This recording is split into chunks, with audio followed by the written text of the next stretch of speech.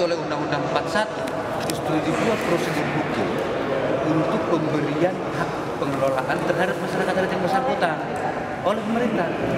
Jadi hak asal usul dirubah menjadi hak berian. Artinya apa? Kalau pemerintah baik, dia mau memberikan. Kalau tidak baik, dia memberikannya justru bukan ke masyarakat adat itu, tapi itulah realitas yang sekarang. Ya, hutan-hutan adat yang menjadi hutan negara itu, ya, diberikan izin konsesi pengelolaannya justru bukan ke masyarakat adat, tapi ke perusahaan-perusahaan, HPH, HTI, ya, atau fungsinya dilepaskan dari fungsi hutan menjadi perkebunan, menjadi HGU oleh BPN. Itulah konfliknya di mana-mana. Jadi itu yang saya bilang tadi, apa yang kami mohonkan diuji materinya, ya, justru menggugat tentang hak asal usul, hak bawaan, hak asasi manusia yang ada di konstitusi itu, ya, telah diselewengkan oleh undang-undang ini menjadi hak berian. Itu justru tidak dijawab tadi oleh pemerintah. Ini tidak merampas, tetap mengakui eksistensi dari masyarakat dan pemerintah. Iya, diakui eksistensinya, tapi hutannya diambil, diberikan ke orang lain. Karena masyarakat adat tidak punya perda. Iya, jadi karena itu nanti tanya sama pemerintah, apakah ada satu hutan adat pun sampai hari ini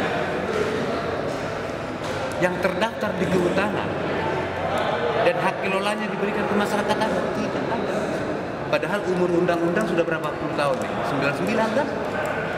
Sudah 14 tahun kan? 13 tahun. 13 tahun ada nggak di kehutanan daftar satu hutan adat pun? Nggak ada. Karena apa? Ya, undang-undang itu menjadi undang-undang yang menyebabkan hak bawaan menjadi hak berian, dan sampai hari ini tidak pernah ada satupun yang diberikan.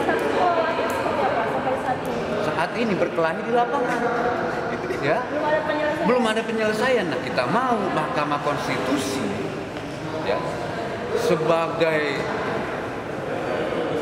mahkamah tertinggi, ya, harus mencabut pasal-pasal di Undang-Undang 41 yang menempatkan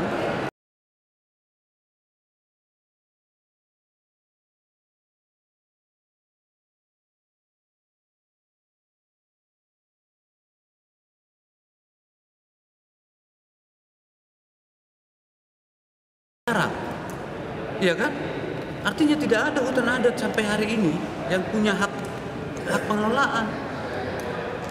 Ya, jadi Mahkamah Konstitusi tidak bisa membiarkan, ya, harta-harta adat, hak-hak bawaan itu, ya, menjadi bancaan perusahaan-perusahaan asing.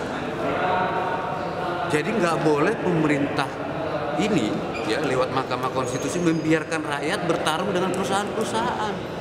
Kalau pemerintah atau Mahkamah Konstitusi membiarkan masyarakat adat bertarung dengan perusahaan-perusahaan besar, maka masyarakat adat pasti akan punah. Tapi pengakuan eksistensi dan tetap melindungi keberadaan itu kan bukan sebuah suatu rangkaian yang memang positif. Ini memang mengakui. Mengakui. Saya akui Anda sebagai perempuan, sebagai sesuatu yang utuh. Ya. Jadi masyarakat adat tidak sedang minta dipuji-puji lewat Mahkamah Konstitusi ini. Masyarakat adat sedang merebut kembali hak konstitusional. Jadi eksistensi diakui tapi hutan adatnya diambil oleh negara. Memang apa gunanya eksistensi itu? Tadi ada jawaban juga, sepertinya pemohon membacanya secara parsial dan tidak. Justru kita memahaminya secara utuh dan bukan tekstual, karena ini fakta lapangan.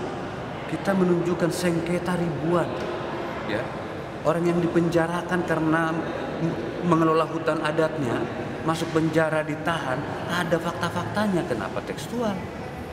Kita ini justru melihat sebagai satu bangsa yang holistik. Kita melihat sebagai menyangkut keutuhan negara dan faktual, bukan tekstual. Kalau tekstual, kami sudah menggugatnya tahun 99 ketika disahkan. Dan hasilnya masih tetap berkelanjutan undang-undang ini. Artinya konfliknya udah semakin banyak. Baik, terakhir saya mau ke Pak Iki. Untuk bunyi petitumnya seperti apa?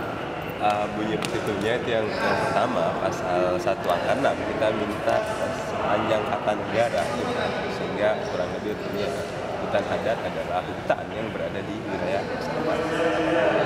Kemudian yang selebihnya itu terkait dengan bentuk pengakuan. Kita menghilangkan di pasal misalkan 67 dan pasal selebihnya menghilangkan persyaratan pengakuan terhadap masyarakat adat. Tidak perlu ada lagi ada persyaratan. Jangan ada persyaratan. Biarkan masyarakat langsung saja dilempar mengidentifikasi mereka sendiri, kemudian gitu ya. Kemudian pemerintah cukup melis gitu ya, mana komunitas masyarakat adat dan wilayah-wilayahnya, sehingga tidak terjadi konflik yang berkepanjangan di lapangan.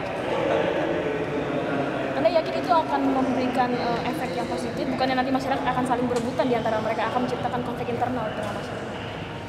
Di tingkatan masyarakat ya, itu sudah sebenarnya lebih clear gitu ya. Saya tidak habis pikir di tingkatan elit saja yang seringkali berpikir seperti dikatakan akan terjadi ribut atau perkelahian di tataran kelompok masyarakat adat. Sebenarnya di tingkatan masyarakat adat itu mereka sudah lebih clear mana batas-batas wilayah adat mereka gitu ya. Bagaimana kemudian mereka mengatur atas wilayah-wilayah adat itu. Dan termasuk kalau kemudian terjadi konflik, dan sampai sejauh ini rasanya belum pernah kita mendengar konflik antar masyarakat adat terkait dengan wilayah. Karena di sini masih ada intervensi pemerintah. Seandainya pemerintah melepaskan secara totally 100% begitu, nanti antar masyarakat sendiri yang akan berkelahi. Ini saya pikir ini asumsi yang penting untuk diklarifikasi di lapangan, atau nanti dengan pemohon lain sebagai komunitas bisa ditanyakan. Tapi prakteknya saya pikir sampai hari ini kita belum pernah mendengar konflik masyarakat adat terkait dengan wilayah. Kalau politis hal lain, tapi terkait wilayah dan pengelolaannya saya pikir belum sampai hari ini. Pemerintah saja yang suka sekali berkonflik terkait wilayah. Asik. Ya.